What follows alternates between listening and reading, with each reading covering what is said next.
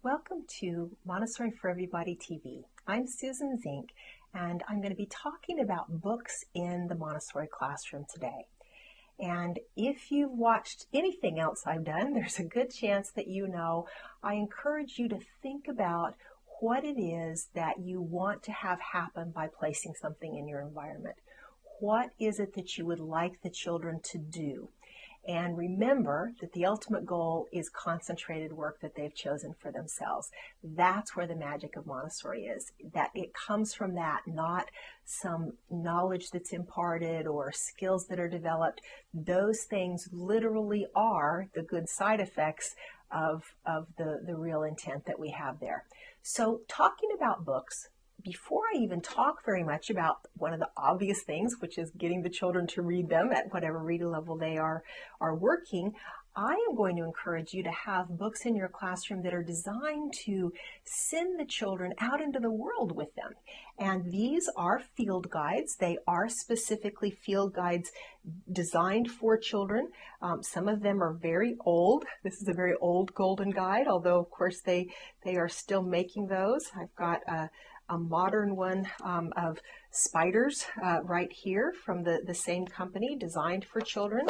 There are Peterson guides that are very basic, Peterson's first guides, that the children can use when they go out into the class, out into the world. And occasionally you may even find some in the dollar section of your store. And now you're probably not going to be hunting dinosaurs, but if you are going to see fossils and things like that, which I really, really encourage you to do, especially if you are a Montessori parent working with your own children. If you haven't found out where there are fossil remains local to you or within a day's drive, I highly encourage you to do that and make use of time from school breaks to do that, and take something like this along so that the children can start realizing that, yes, the internet's wonderful. Yes, your phone is wonderful for bits of information and animal classification and where their habitats are and all that, but that this is a different way of understanding. This is a different way of getting knowledge. If they are thumbing through an insect guide, they get a sense of the entire set of insects as a part of our living world. If they're thumbing through a bird guide, same thing. If they're thumbing through a tree guide, there's just something that they get from that they're not going to get from other things. Now, you may notice that there are some stickers on some of these. This one I've got several copies of, and so one was in my guidebook box that could be taken out of the classroom. One was probably on the regular shelf.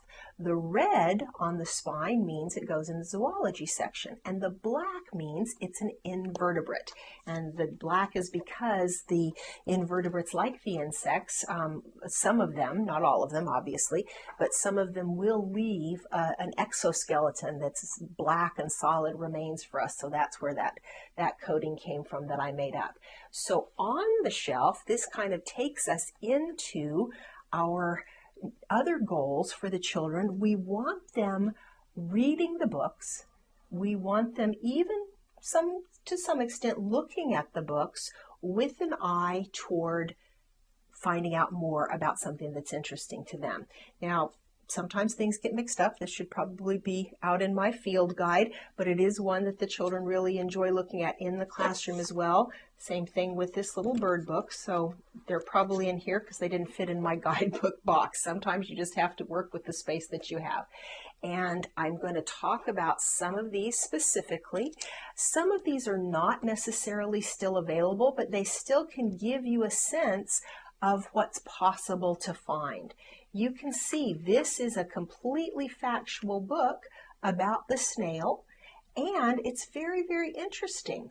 You can see that the children would be drawn into these illustrations, but the words are very, very simple. But things that are interesting to the children, like the trails of slime that the snails lead, are in those books. And I encourage you to look for books like that. They are becoming more and more available, some of them from dollar stores, and you can see that there's a little coding. This is not phonetic, but it will give you a sense of what level of reader the children need to be.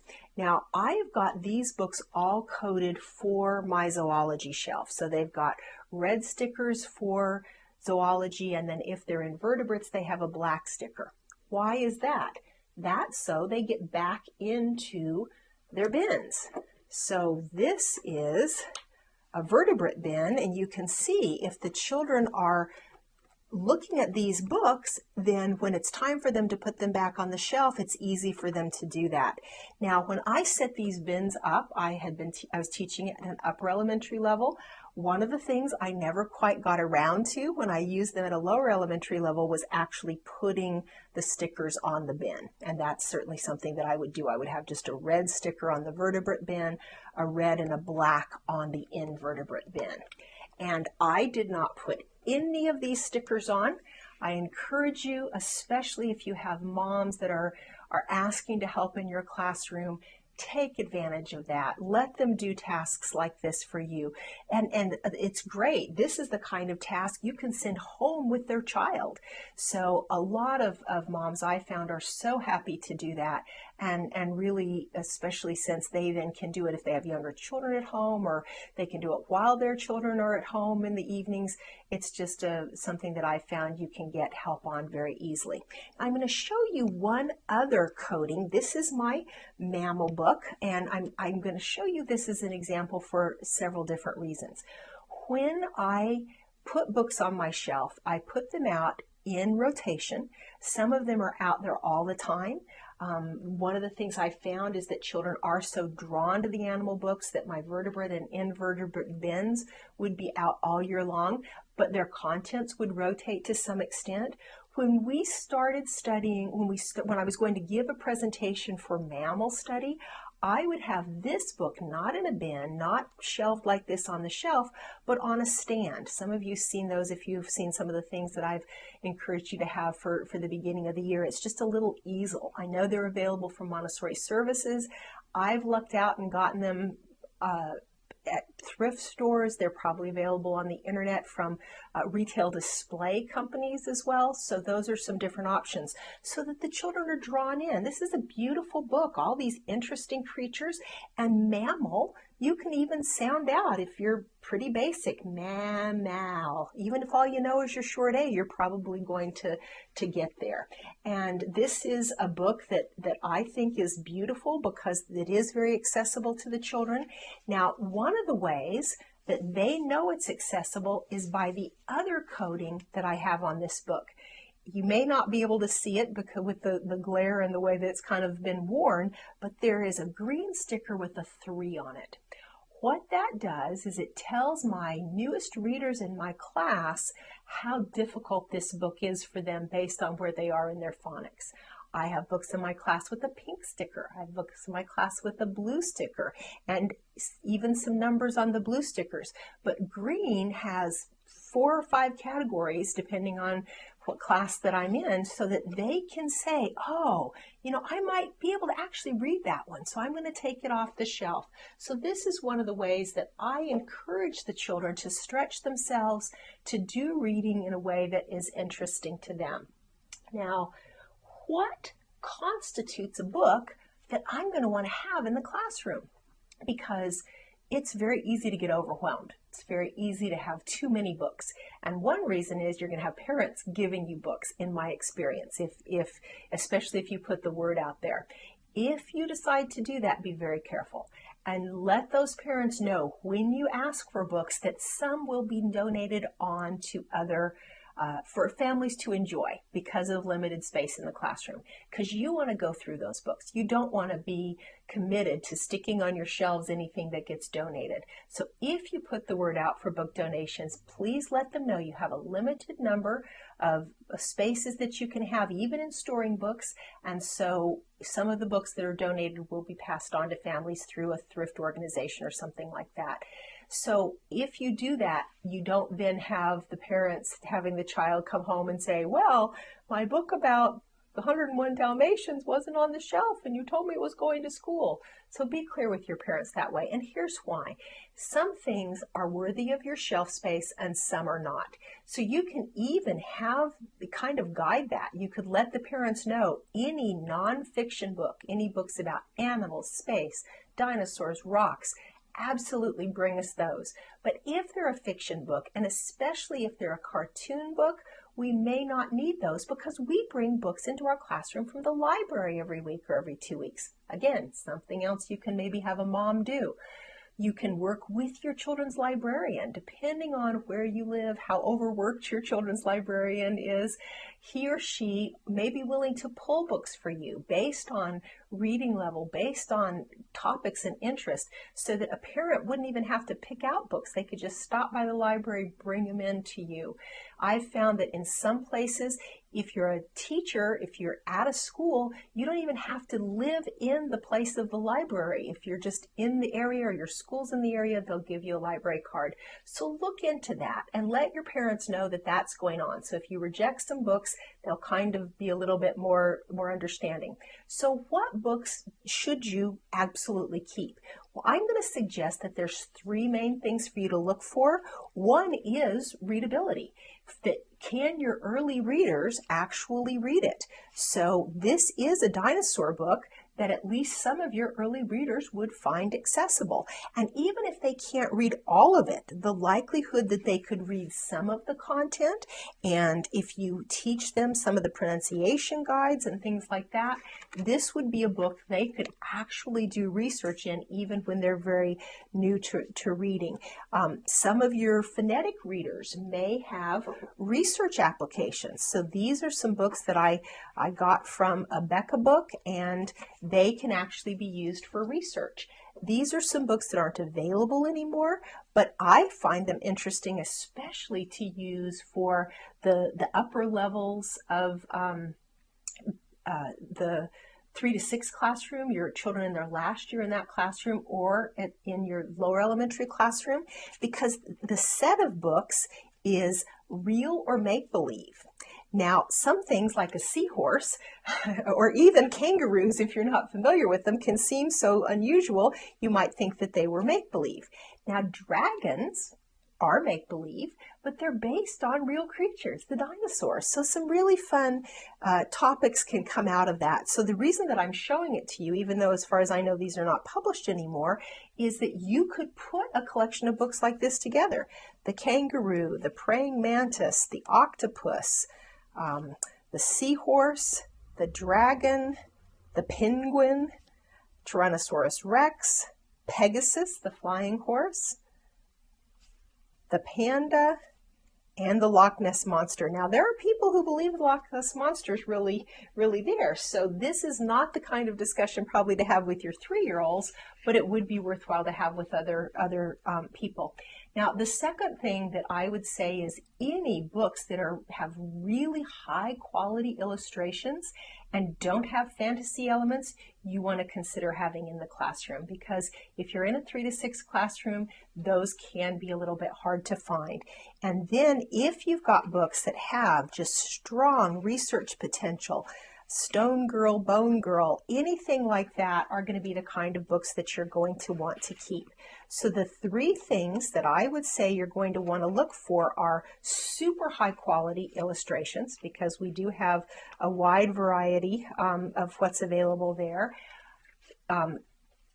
Nonfiction, so the children can do research even if they're the very beginning readers, and no fantasy. And then the last thing is, if it is a special interest to you, and this can mean a special interest to you personally, maybe you have a huge rock collection. probably means any rock book that comes into your classroom could be worthwhile for you to keep. Maybe your school has a special orientation. I was fortunate enough to teach at a school that had a horseback riding and a skiing program. So any books on those topics probably would be worthwhile at least considering to keep for the school library. If you are in a religious school, if you're in a Catholic school, a Jewish school, books about the holidays that are specific to your faith or special members that are honored in your faith would be things you would want to look at. If social justice is important to you, you may want to look for books for even the youngest learners on leaders in the civil rights movement. And I would encourage you to look at the peace mission of Montessori education and consider that last topic as something that almost any Montessori school should really consider. How can we bring into our classroom books that, through their focus on Dr. Martin Luther King or Harriet Tubman, teach about that civil rights movement, but also books that feature children that look like all the children in your community, and even children outside of your community, children of the Maasai, children of Native American tribes, especially those in your neighborhood. How can you include those things in your library so that the subtle messages that come out to your children are, you have this wonderful world available to you. I'm going to make sure that I bring it to you in the most wonderful, interesting, and beautiful form that I can, especially through books.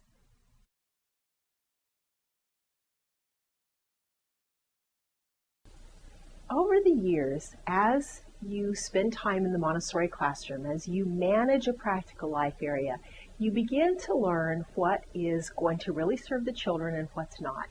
In this segment, I'd like to speed that process up for some of you, help you be able to think about practical life exercises with a little bit more sophistication. One of the things that I see in schools all over the United States and from some things I've seen on the web, I think that this is a potential pitfall in the practical life area across the world, is having practical life exercises that don't have a practical application. Now, preparatory exercises are fine. Pouring rice is very appropriate for a child to learn to manage a pitcher before they're pouring liquids, but we frequently take this too far. So we're going to talk a little bit about practical life exercises for the beginning of the school year especially, and how to make a transition from preparatory exercises into real exercises, and how much of a preparatory, how much help to give in preparatory exercises before children are doing the real thing. So we're going to look at a few ideas for some things that maybe are not typically considered practical life exercises, as well as some that are. Now, in a previous segment, I talked a little bit about using plastic for pouring and when you would do that. If you are new to Montessori, you may not know that usually with the pouring exercises and with any of the dishes that are used in a Montessori classroom, we use ceramic and glass dishes so that if a child doesn't handle them carefully, they fall and they break. So that's the control of error. However, you do need to take into consideration the children's level of frustration, their level of manual development, and sometimes even other issues when you decide when to make them subject to that potentially very frustrating control of error. So this is a plastic pitcher. For a lot of children, this would be appropriate to be using at the beginning of the year.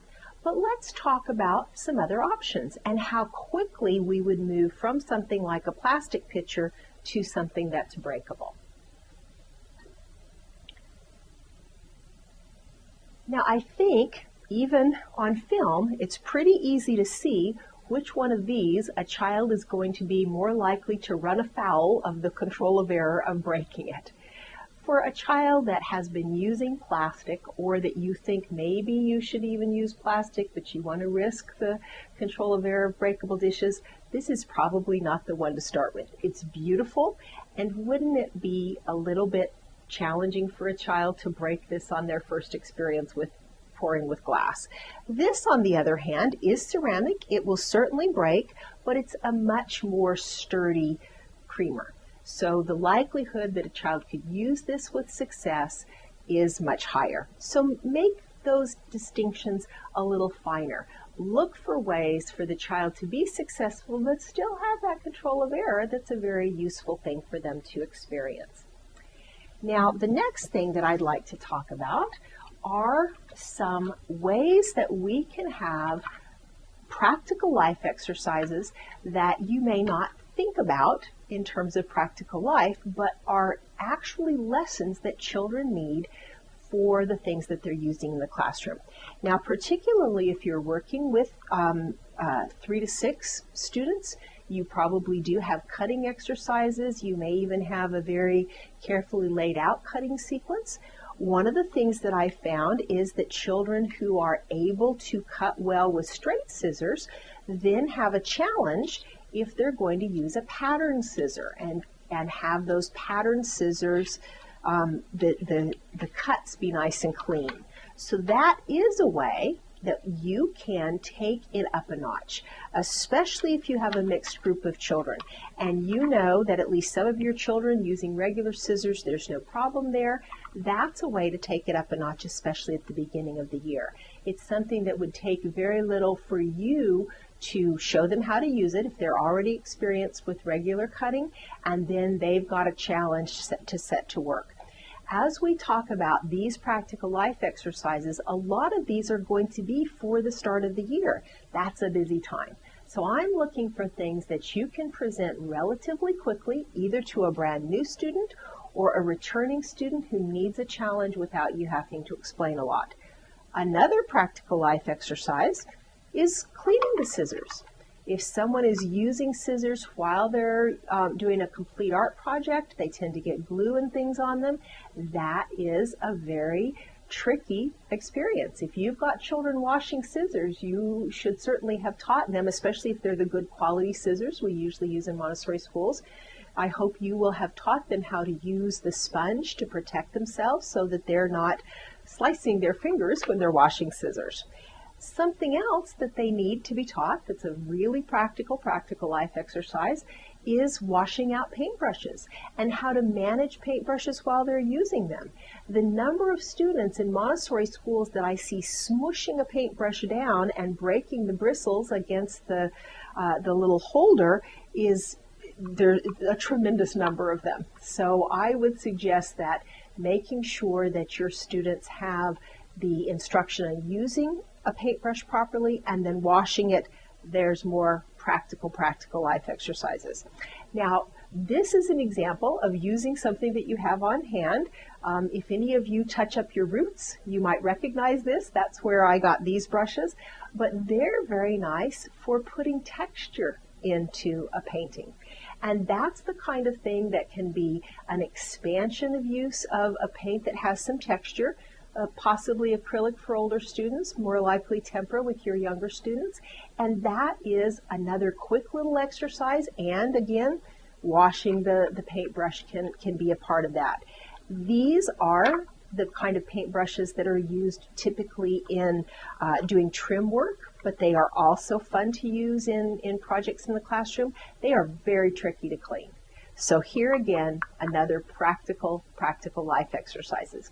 Cleaning those thoroughly. What do your rulers in your classroom look like? If they have marks all over them, teaching the child to clean the rulers is appropriate. Teaching the child how to choose when to use a transparent ruler or a metal ruler. The metal ruler will tend, especially if it's this kind with the cork on the back, can be used with a felt tip pen, so that you can actually make a straight line and not have it smear when you move the ruler. These are the kinds of fine motor exercises that are very appropriate, but they're real. It's not just preparatory.